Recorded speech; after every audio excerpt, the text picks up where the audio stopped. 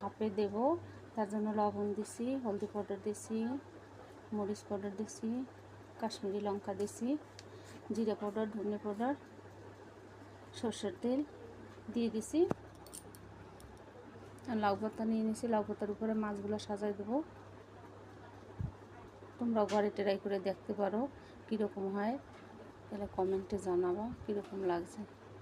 মাছগুলো দিয়ে দিছি। এখন মাছ আমি ভালো করে সুতার গুটি দিয়ে বানবো, কোনো জায়গা দিয়ে যেন মানে ফাটা না থাকে, তাহলে কিন্তু ওই ঝোলগুলো বাইরেই যাবে। আমি হাঁড়িতে জল গরম বসাই দিছি, এখন ওই হাঁড়িতে দিয়ে দেবো।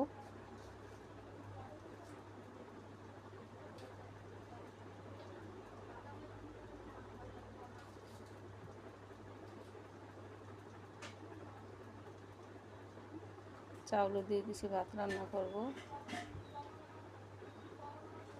তোমাকে ভালো লাগলে লাইক করো আর কমেন্ট করো আর সাবস্ক্রাইব